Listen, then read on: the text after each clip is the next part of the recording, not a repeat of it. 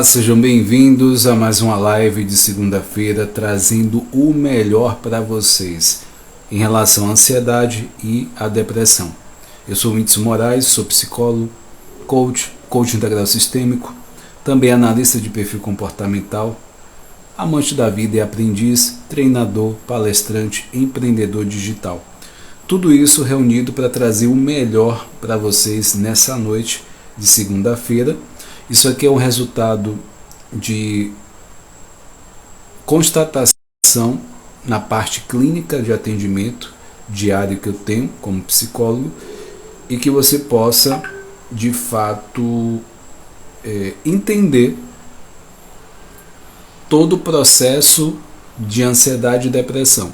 Sempre quando eu falo desses dois pontos, ansiedade tem a ver com processos do futuro, medo, e a parte da depressão tem a ver com o passado e a parte de angústia, ressentimento, mágoas, E o tema de hoje, que chama muita atenção, é porque o Brasil tem a população, vocês vão se surpreender, com essa informação, com a população mais ansiosa do mundo. Então, a gente precisa entender por que o Brasil tem esse público maior de pessoas ansiosas. E para a gente entender isso, a gente vai entender em relação aos países das Américas. Então, dentro disso, eu vou trazer alguns tópicos. Se você não está na comunidade de mentoria de inteligência emocional, o link está aqui na bio, tá? Se você está assistindo esse vídeo no YouTube, pode pedir nos comentários, eu quero entrar na comunidade. Existem encontros semanais, existem conceitos diários, onde vai te ajudar a trabalhar a inteligência emocional. A inteligência emocional é a sua capacidade de se conectar com suas emoções, você se perceber, ter clareza dos seus sentimentos, da parte dos seus potenciais, dos pontos a melhorar. E em relação, Noélia, seja bem-vindo. Em relação às outras pessoas, é você se relacionar com as outras pessoas e tirar o melhor dessas pessoas. E se conectar com as emoções adequada daquele momento e da situação. Então a inteligência emocional é importantíssimo. Então se você não entrou na comunidade ainda, entra lá, tá? Entra, porque são conteúdos diários e você vai aprender muito. Jai, seja bem-vinda. Nessa quarta-feira, às 8h30, no Google Meet, vai ter um encontro falando sobre autoestima, o poder que você tem em ser você mesmo. Existe um poder nisso. E quando se fala de ansiedade e depressão, um dos pilares que cai, que fica abaixo, é a autoestima, tanto nos dois casos, tanto na ansiedade como na depressão. Então vamos entender hoje por que o Brasil tem a população mais ansiosa do mundo. Então, ansiedade e depressão crescem nas Américas 80% e não consegue tratamento. Países das Américas registraram um aumento de mais de 30% do diagnóstico de transtorno de ansiedade, 32%, e depressão, 35%. Durante a pandemia, houve um crescimento, a gente sabe disso. As pessoas não estão sabendo lidar com algumas questões. E a Organização Pan-Americana de Saúde fez um estudo, e eu vou trazer um pouco desse estudo para vocês. Então, nessa pesquisa, ele informa que dentre 8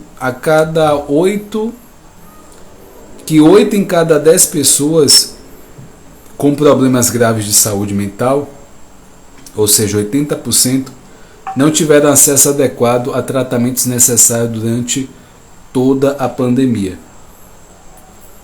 Então, dados que fizeram a entidade, né, pedir para que alguns líderes dos países das Américas coloquem a saúde mental no topo das prioridades das suas respectivas agendas do governo.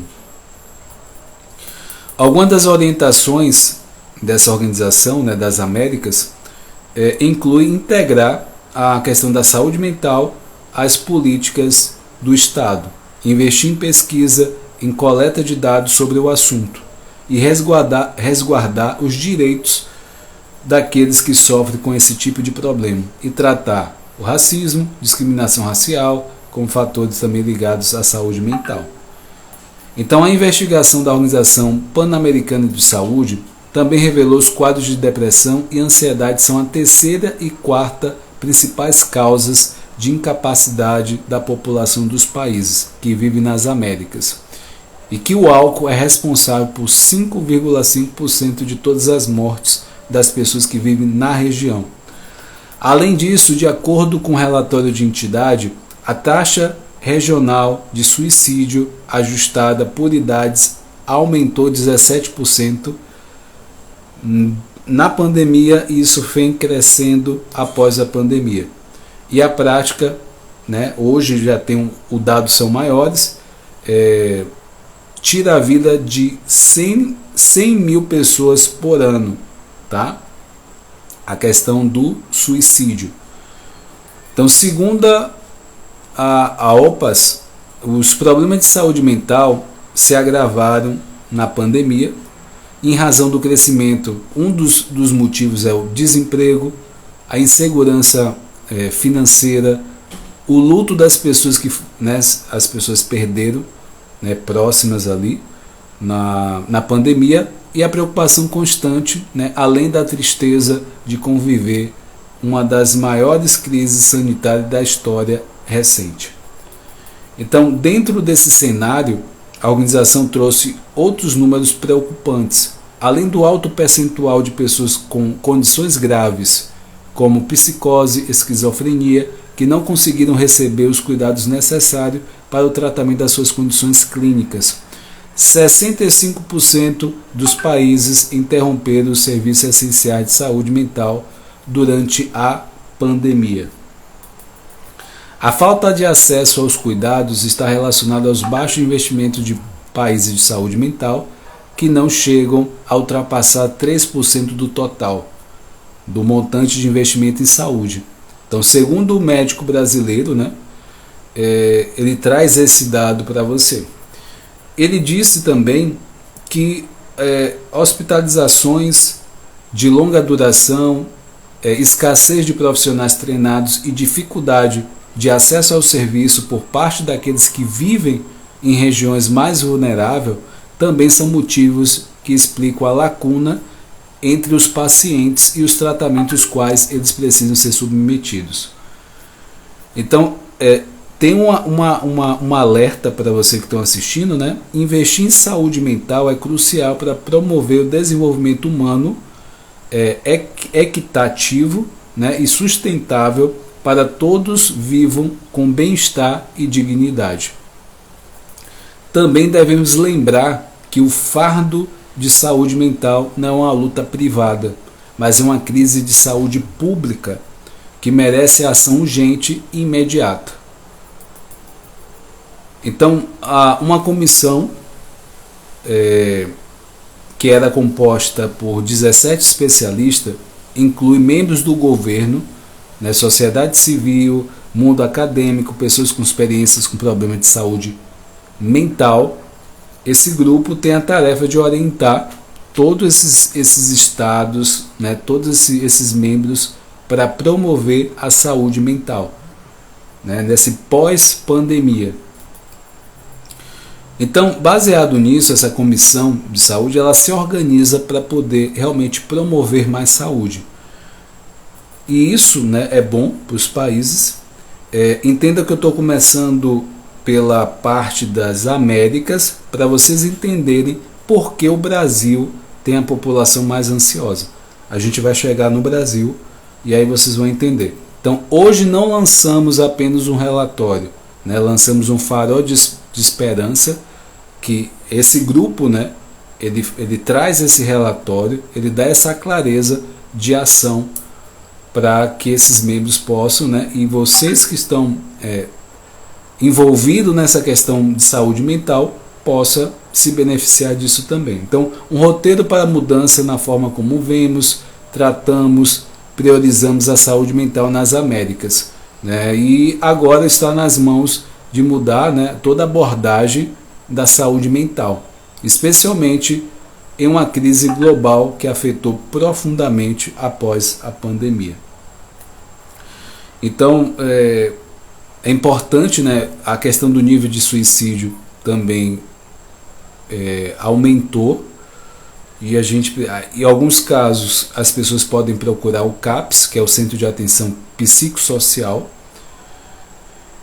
e alguns especialistas também, e algumas formas específicas você também pode estar procurando, ou então de forma particular também. São mais de 180 postos de atendimento em todo o Brasil, para aqui, ou então pelo telefone 188. Então são formas, né, de você de fato buscar essa ajuda. E agora vocês vão entender por que o Brasil tem a população mais ansiosa do mundo. Já compartilha essa live, curte essa live para que mais pessoas tenham acesso a esse conteúdo. Então, no país com maior prevalência de ansiedade do mundo, segundo a Organização Mundial de Saúde, OMS, quem tem transtorno mental ainda é alvo de preconceito. E aí vem alguns sintomas da ansiedade: coração acelerado antes de uma prova, nervosismo em uma reunião importante, ou então as mãos suando no primeiro dia de trabalho. Provavelmente você já sentiu algum desses sintomas. Agora, se você já está com dificuldades recorrentes para dormir, fica sem ar em uma reunião importante e não consegue se concentrar no trabalho por somente pensar no pior, que deve ficar atento. O que acredita ser normal pode ser um distúrbio psiquiátrico e exige uma avaliação médica. E ansiedade, como eu sempre falo, é uma questão que, em relação ao futuro, e a depressão em relação ao passado. Então, quando não tratada corretamente, a ansiedade pode virar uma adversidade e desencadear outros transtornos mentais, como a depressão, que acomete aproximadamente 300 milhões de pessoas no mundo, segundo a Organização Pan-Americana de Saúde, a OPAS. E aí o exemplo, né, que a gente pode trazer: aos 19 anos, a estudante Júlia de Mello foi preciso, né, foi uma representante, um dos 18,6 milhões de brasileiros que possuem transtorno de ansiedade. Então a Júlia, ela é uma estudante de 19 anos, está no percentual de 18,6 milhões, né, está incluída nesse percentual de brasileiros que têm transtorno de ansiedade. No começo, ela se sentia desmotivada, o coração ficava extremamente acelerado, ela tinha falta de ar, mudanças drásticas de humor, e mais ao passar do tempo esses sintomas foram aumentando e chegou ao ponto de eu somente chorar. Do nada ela começava a chorar e não ter vontade de socializar. Histórias como a da Júlia estão sendo cada vez mais comum no mundo, principalmente após a pandemia. Então, dados da Organização Mundial de Saúde, OMS, mostram que no primeiro ano da pandemia, a prevalência global de ansiedade e depressão aumentou 25% só na pandemia. Depois, o crescimento só aumentou.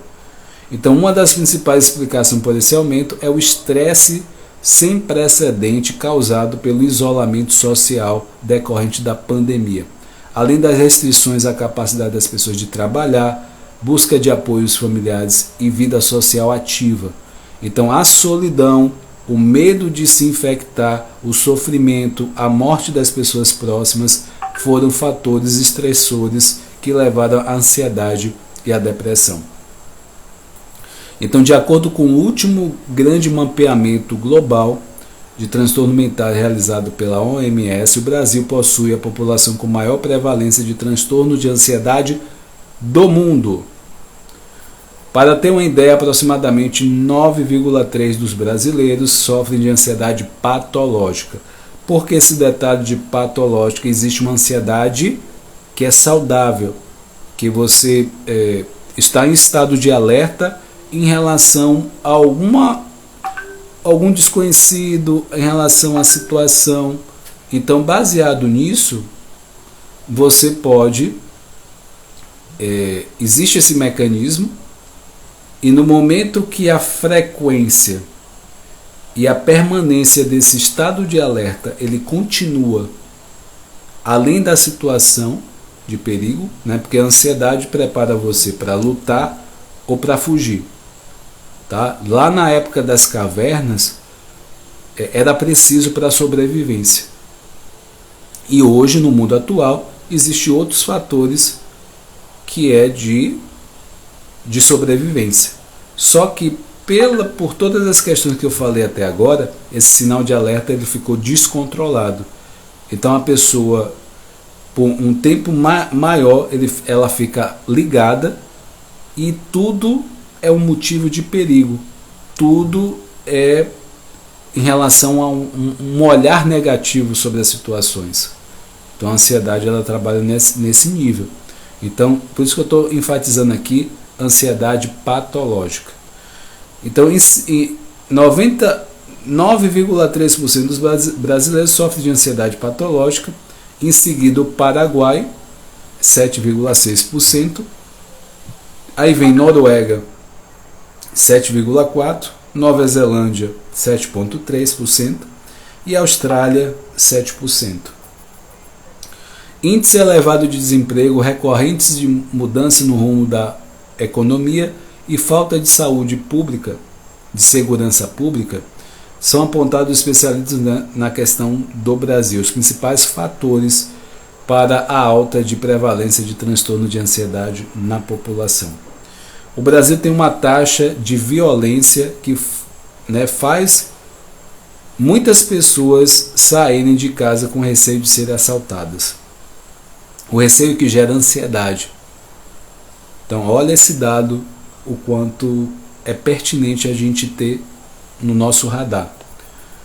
Especializado em acolher paciente transtorno de mentais, uma profissional conta que as próprias dificuldades econômicas contribuem para o alto número de pessoas ansiosas. A gente entende que existem vários fatores, mas eu estou trazendo alguns para que você fique mais claro que isso é real, isso acontece, tem acontecido. Então, a maior parte da população do Brasil tem pouco acesso a serviços de saúde mental, muitas horas do trabalho por dia, insegurança quanto ao futuro, pouca qualidade de vida. Todos esses fatores trazem sentimento de medo, preocupação e angústia. E tem a questão da rede social, né, que era para ser um uso benéfico, só que ele tem aumentado a questão do caso de ansiedade, porque todo o mecanismo da rede social acaba incentivando isso. Tá? A rede social gera uma série de cobranças nas pessoas, você praticamente começa a querer ser magro, esportista, como influenciador, né? Essa questão do culto ao corpo, né? Aí você, às vezes é Photoshop, às vezes a atriz que você admira é Photoshop e você acha que ali é real, e aquela meta passa a ser inalcançável para você. E aí você fica frustrada por não alcançar aquele corpo. Mas você não sabe que é Photoshop, é uma série de coisas, cirurgia, e você acha que é simplesmente malhação que vai resolver. É uma série de coisas, né? A malhação, ele entra como saúde. Tá? Tem aí questão de estética, tem uma série de coisas que as pessoas, artistas, né, pessoas famosas podem fazer que você nem sabe, e você vai buscar esse padrão de beleza, que é aí que entra uma ansiedade, é aí que entra uma depressão, tá? Então, um estudo realizado pelo um jornal exterior comprovou que quanto maior o uso de telas, maior o nível de ansiedade, ou seja, em outras palavras, quanto mais você usa celular, redes sociais, isso aumenta a sua ansiedade. Se você, antes de dormir, usar as redes sociais, o celular, né, computador, tem as ondas que te deixa mais ligado. E esse estar mais ligado te deixa com mais insônia. Prejudica o seu sono, prejudica a questão de atenção. Então, qual é o ideal nesse ponto? É que você, com 1 hora antes de dormir, você desconecte das redes sociais. E ao mesmo tempo que é lançado um relatório, né, de análise desse mercado, né, digital, o Brasil lidera o pódio dos países com pessoas que mais passam tempo conectado. Olha aí, ó. O Brasil é um país que tem mais pessoas ansiosas. O Brasil é o país que as pessoas passam mais tempo em tela de rede social, celular. Para você ter uma ideia, o brasileiro passa em média quase 5 horas e meia por dia diante dos seus aparelhos. 5 horas e meia. Então, trata-se ao lado, né, da Indonésia, vou trazer outros países, no volume de uso de celulares. Os 17 países analisados no relatório engloba Coreia do Sul, México, Índia, Japão, Turquia, Singapura, Canadá, Estados Unidos, Rússia, Reino Unido, Austrália, Argentina, França, Alemanha e China, com base nesses dados, né, de lojas online. Então, qual é o alerta aqui? As crianças estão tendo acesso a isso, né, muito mais com menos idade, e isso é preocupante. As crianças estão mais vulneráveis, tá? Então, você que é mãe, você que é pai, preste muita atenção ao tempo que essas crianças ficam em tela, o quanto antes elas têm acesso a isso, porque isso vai trazer uma consequência para o seu filho e para a sua filha. Então, crianças mais vulneráveis. Então, entre as faixas etárias mais vulneráveis até o diagnóstico de transtorno de ansiedade, crianças e adolescentes aparecem na liderança. Contudo, especialistas, né, ressaltam que todas as pessoas ao decorrer da vida são suscetíveis a ter o diagnóstico de algum transtorno de ansiedade. E aí eu vou citar o João aqui como exemplo. João, por exemplo, adorava brincar com os amigos, ir para a escola, passear com a família, e com a pandemia tudo mudou. O menino de 13 anos precisou ficar mais tempo recluso em casa. Foi quando a mãe percebeu o adolescente mais irritado, medroso, com preocupações excessivas. Eram os primeiros sintomas de ansiedade patológica. E aí vem a fala do adolescente. Minha mãe percebeu que eu realmente precisava de ajuda quando comecei a me isolar e não senti mais vontade de fazer atividades que gostava. Passei a ter um receio enorme que algo ruim iria acontecer, como alguém da minha família iria adoecer. Isso é o relato do adolescente. Então, assim como o João, diversos outros jovens foram diagnosticados, né, a gente vai pensar um pouco ali em 2022, com ansiedade no Brasil.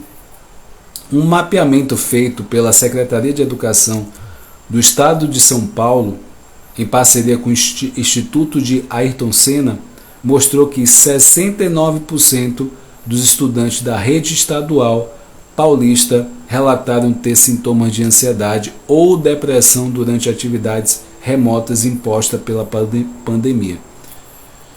Então, ansiedade é mais comum na infância e adolescência porque a pessoa ainda não conhece o mundo. É uma fase que o ser humano ainda está em desenvolvimento e a criança está extremamente vulnerável ao que acontece. Assim, uma briga dos pais em casa, por exemplo, pode despertar um quadro de ansiedade em um filho.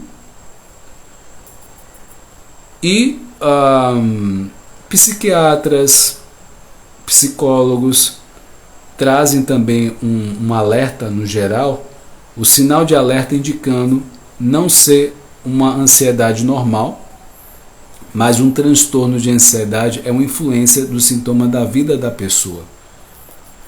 E aí vem, né, o tratamento que algumas pessoas, alguns profissionais indicam, mais indicado para ansiedade de infância e adolescência, é a terapia cognitiva comportamental. Mas tem outras, né, abordagens. Caso ela não funcione, associar-se a tratamento farmacológico. Em adultos também vale iniciar esse tratamento também. E, entretanto, geralmente o início da farmacoterapia é muito frequente. Só ressaltando aqui sobre a questão do uso de medicamento. Se a ansiedade ela está ali no nível inicial, é possível, com algumas técnicas, com alguma aplicação, esse nível de ansiedade ele baixa. Agora, tem um nível mais grave que o uso de medicamento é importante usar. Porque tem gente que nem sair de casa, nem sair do quarto, ele consegue. Então, nesse caso, é remédio, né? Eu, como profissional, psicólogo, o uso de medicamento é a última da última ferramenta que eu vou utilizar. Mas tem casos que é inevitável tomar. E depois, né, uma das formas de você, vamos pensar assim, substituir esse remédio é a atividade física, tanto para ansiedade e tanto para depressão. E aí, como evitar o transtorno de ansiedade? Como evitar? Então, pesquisas apontam que a ansiedade patológica está diretamente relacionada ao processo de aprendizado, ambiente que o indivíduo está inserido ou fatores genéticos do paciente. Em alguns casos, como no processo de aprendizado, ela pode ser evitada e partir da orientação de pais e educadores. Um exemplo são as mães que não deixam o filho fazer inúmeras coisas por medo de que ele se machuque.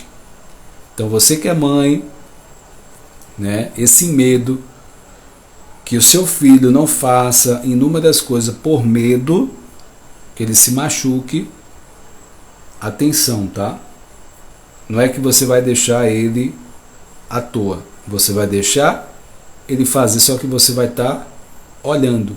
Você vai deixar ele explorar, mas você vai ficar olhando. Então vai ter momentos, situações que, de fato, é perigoso para ele. E você como mãe, você como pai, vai estar ali para proteger ele. Na parte ambiental, a recomendação para diminuir as chances de crianças terem ansiedade patológica é preparar um ambiente menos ansiogênico, ou seja, sem gatilhos. Em contrapartida, quando a ansiedade é oriunda de fatores genéticos, não há o que fazer para evitar, mas apenas procurar orientação médica. Sempre que os sintomas começam a atrapalhar a sua vida, a vida da pessoa, é a hora de buscar um psiquiatra, uma avaliação do quadro, um psicólogo. Ansiedade e tristeza são características normais do ser humano, mas a partir do momento em que nos impedem de sair de casa, trabalhar, levar uma vida social ativa, nos relacionar com as outras pessoas, devemos procurar um auxílio. E aí vem o psicofobia atrapalha.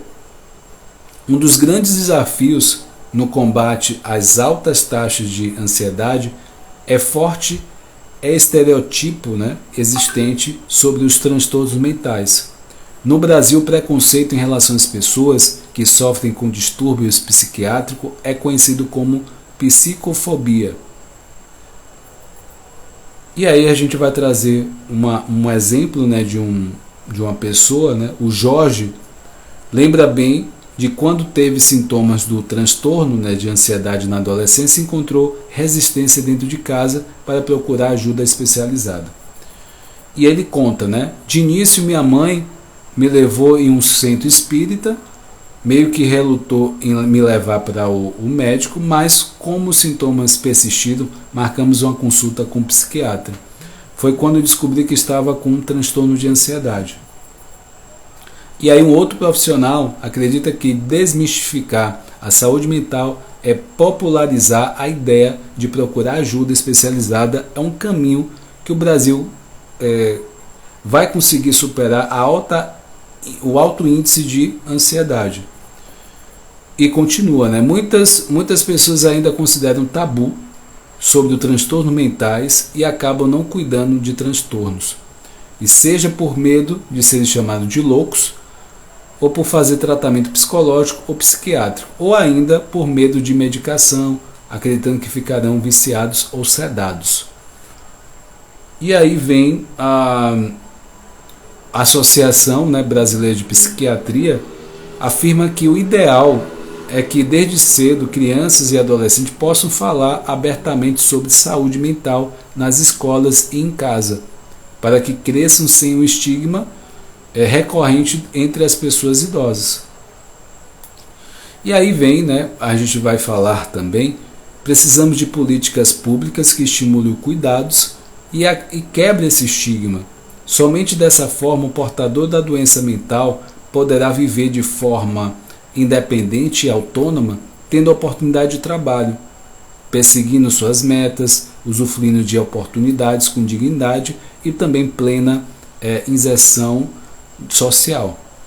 Para quem convive com a ansiedade, atualmente de forma harmônica, o segredo é não negar seus sentimentos. E aí a Júlia, que eu falei mais cedo, hoje, né, voltei a praticar exercício físico, consigo controlar mais os meus pensamentos, identificar quando estou ansiosa, a ajuda de um profissional e a força de vontade são cruciais, diz ela. Já o Geraldo afirma que mais importante do que frequentar a terapia é o paciente reconhecer como usar a ansiedade ao seu favor. E aí vem, né, a grande questão não é ter ou não a ansiedade, mas a intensidade dela. Eu sempre falo que de 0 a 10, uma ansiedade de 3 a 3,5 é uma ansiedade do bem.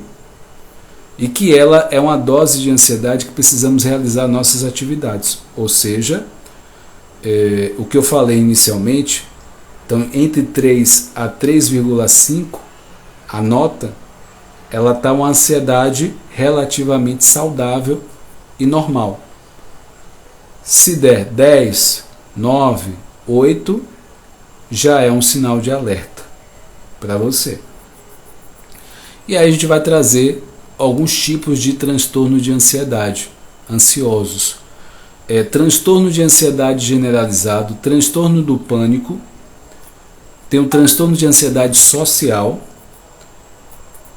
agorafobia e também transtorno de estresse pós-traumático, que é o TEPT. Transtorno de estresse agudo também, mutismo seletivo e o transtorno de ansiedade de separação. Tem o transtorno de ansiedade induzido por substância. E aí eu vou falar um pouco de cada um para que vocês possam, de fato, ter a noção de cada um. E quem sabe, né, você que está assistindo, possa se situar. Janiele, seja bem-vinda. Possa se situar em alguma dessas classificações ou alguém que você conhece.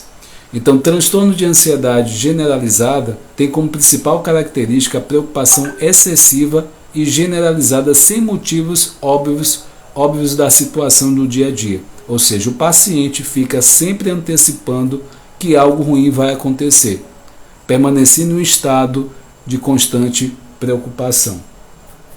Transtorno de pânico tem como principal característica uma sensação de medo intensa repentina, seguida por sintomas físicos, aceleração de batimento cardíacos, da respiração, suor frio, falta de ar, tontura, tremores e entre outros. Então esses episódios podem acontecer a partir de qualquer momento e durando até 30 minutos. Transtorno de ansiedade social. Quem tem esse transtorno de ansiedade social ou fobia social tem intensa dificuldade em interagir com outras pessoas. Isso pode se referir desde uma conversa com um grupo ou até mesmo a apresentação de um trabalho para a turma do ambiente de ensino.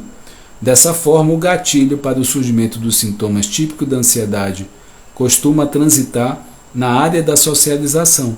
Dessa forma, a fobia social contribui para que o paciente busque se isolar cada vez mais e evitando as suas fontes de angústia. Agorafobia é um transtorno de ansiedade relacionado a estar em situações ou locais sem uma maneira fácil de escapar. Então, geralmente, em um lugar fechado, essas pessoas elas têm essa tendência a ter um medo excessivo. Então, em geral, trata-se de casos sem um perigo eminente, óbvio, mas mesmo assim a pessoa se sente angustiada em busca de uma saída. Um dos casos mais comuns de agorafobia costuma ser não suportar ficar em locais lotados ou muito fechados, como dentro de um ônibus ou avião. Quem sofre com esse transtorno também costuma não se sentir bem em elevadores e demais espaços pequenos. Temos também o transtorno de estresse pós-traumático. Tem como principal característica as lembranças recorrentes e intrusivas de um acontecimento que foi altamente angustiante para um paciente. Então, esse episódio traumático pode ser desde um acidente até a morte de um ente querido. O que diferencia o TEPT de um quadro de choque ou tristeza convencional é a prevalência dos sintomas que vão da dificuldade para dormir e até a hipervigilância. Então, geralmente, esse transtorno é após algum acidente que marca a você e aí desencadeia a partir daquele evento a ansiedade. Temos também o transtorno de estresse agudo. A principal diferença do transtorno de estresse agudo para os demais tipos de ansiedade é que ele geralmente ocorre a partir da vivência ou testemunho de um evento traumático específico. Assim, o paciente fica revivendo aquele acontecimento, se angustiando com ele de maneira constante. Por ser um quadro agudo, ele não costuma durar muito tempo. Em até um mês, os sintomas geralmente se amenizam. No entanto, ainda assim é válido obter o diagnóstico de um especialista para avaliar o caso e contar com um tratamento adequado. Mutismo seletivo se caracteriza principalmente pela incapacidade de se comunicar verbalmente em situações sociais. O caso é diferente da fobia social, ou o transtorno de ansiedade social, porque geralmente costuma cessar antes da adolescência ou vida adulta. Aí vem o transtorno de ansiedade de separação. Aquela sensação de ter saudade de casa pode se manifestar de maneira muito mais grave na forma de transtorno de ansiedade de separação. Nesse caso, o paciente passa por sensações de angústia, desespero ao se separar de um ambiente que considera familiar e agradável. E temos o transtorno de ansiedade induzido por substâncias, que é o uso de substâncias específicas. Também pode ocasionar quadros de transtorno de ansiedade. Isso vale desde o caso de medicamentos convencionais e até drogas perigosas, como é o caso de cocaína, heroína, maconhas e entre outras. Então, vocês entenderam hoje por que o Brasil tem a população mais ansiosa do mundo. É algo que, se a gente não se posicionar, se a gente não assumir a nossa responsabilidade sobre esse quadro, ansiedade e depressão, esse quadro tem uma tendência a aumentar cada vez mais. Então, o meu objetivo nessa live é trazer informação, conhecimento para que vocês possam ter uma ação mais assertiva não só com vocês, mas com as pessoas que você conhece, para que vocês possam orientar da melhor forma possível. Existe ajuda, existe todo ferramentas práticas, um encaminhamento para que isso não venha se tornar um sofrimento. O que vira sofrimento? Uma dor que é fora do tempo, né? Uma dor prevalece por mais tempo do que o normal. Então, esse foi o recado de hoje. Que a semana de vocês seja uma semana abençoada. Dia de quarta-feira aqui tem o circuito de filmes. Dia de quinta-feira tem uma série de live falando sobre orgulho. Se você ainda não entrou na comunidade de inteligência emocional, o link está aqui na bio. Entre, tem conceitos diários e vai ter um encontro na quarta-feira às 20h30. Esteja presente, é só entrar na comunidade e fazer parte. Né? O link do encontro vai ser lá. Né?